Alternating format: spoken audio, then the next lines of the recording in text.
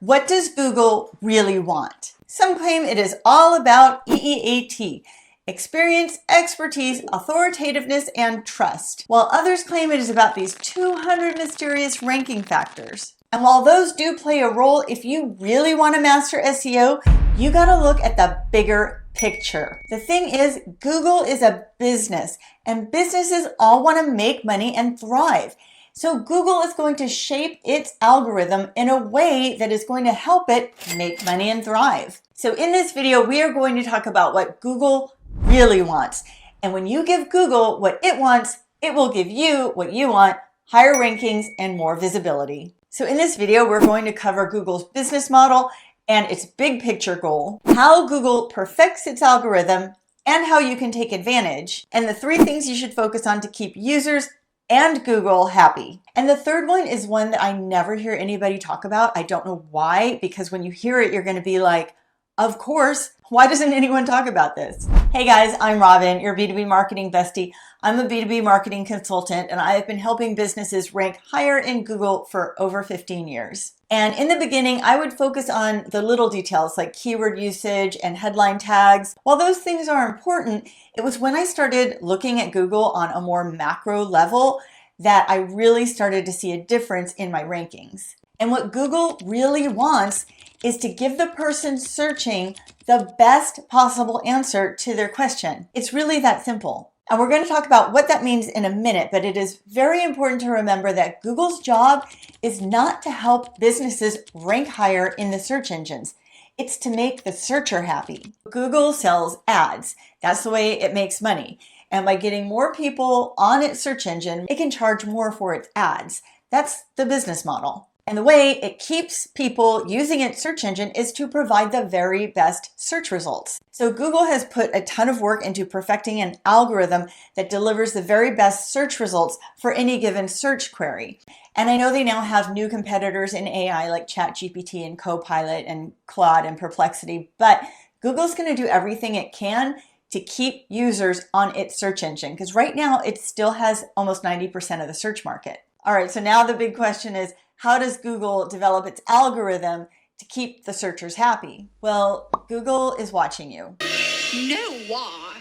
It's true. But in particular, it tracks your search behavior. So when you're performing a search on Google and you click on a search result and you go to the website, what do you do there? Are you browsing around for a while? Are you staying on the site? Are you scrolling down to read content? Are you watching videos? Are you clicking on links? Are you filling out forms? Google takes note of all of that. Or when you click on that site, do you look at it for maybe 3 seconds and then click the back button because you've decided there's nothing really here for me? Google takes note of that too. So if you stay on the page and interact, then Google assumes you found something that made you happy or satisfied your query, and therefore it will rank that website higher in the search rankings. But conversely, if you had clicked on that back button after 3 seconds, then Google is going to assume that you didn't find anything there that was valuable to you, so it will rank you lower in the search results for that search query. So when a searcher stays on your page and interacts with it, that is called engagement. And so Google tracks these engagement metrics to determine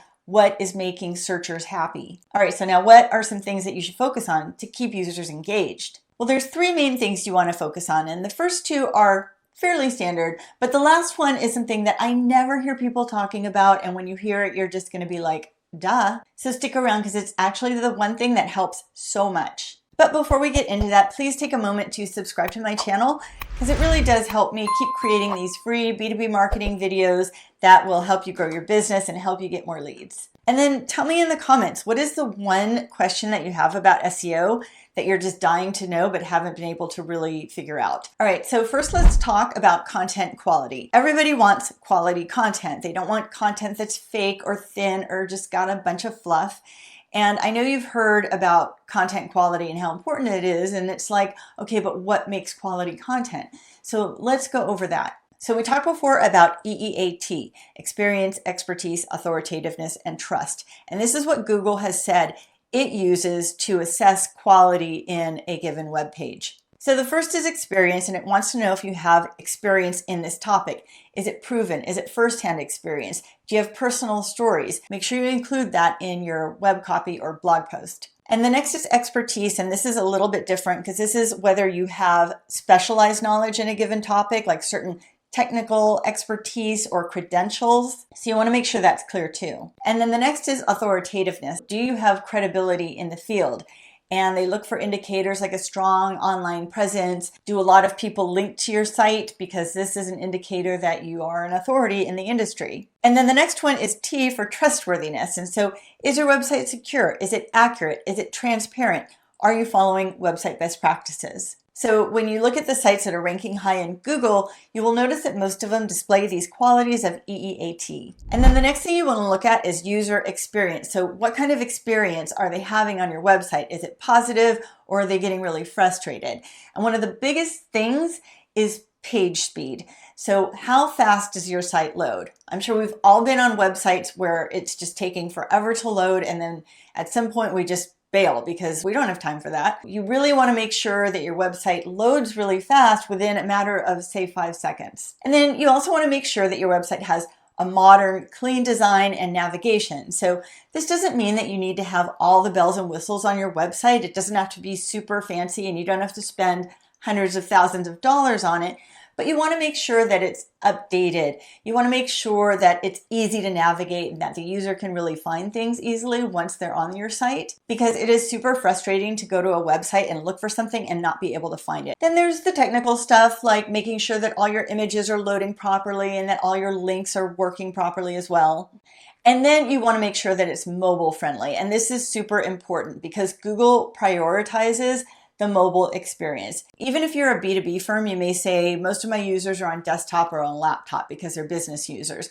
But that doesn't matter because Google doesn't distinguish between B2B and B2C websites. Most people are searching on mobile, so it prioritizes mobile. So make sure that your site looks good on mobile and loads fast on mobile and functions properly on mobile. And then next is the one that nobody talks about, and I don't know why because it is so important, but you want to look at the websites that are currently ranking for your target keyword. And the reason you want to do this is because this is what Google already considers to be the best quality for that particular search query. And you may or may not agree with what they've ranked at the top in terms of the best quality content, but it doesn't matter because this is what Google wants.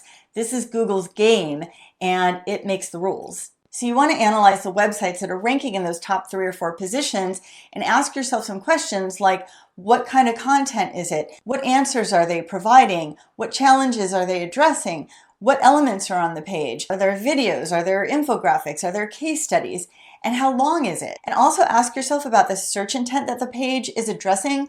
So is it an informational search, meaning it's answering a question like, what is accounting software? Or is it more of a transactional page that is featuring the products and services of that company? And search intent is important to understand, and I actually created a video about that, so I'll link to that up here and I'll link to that below too, so you should check that out. And so don't copy these sites exactly, put your own spin on it when you create these pages, but just keep in mind some of these elements, kind of the overall format, copy length, and search intent. Then make it better and even more comprehensive if you want to outshine them.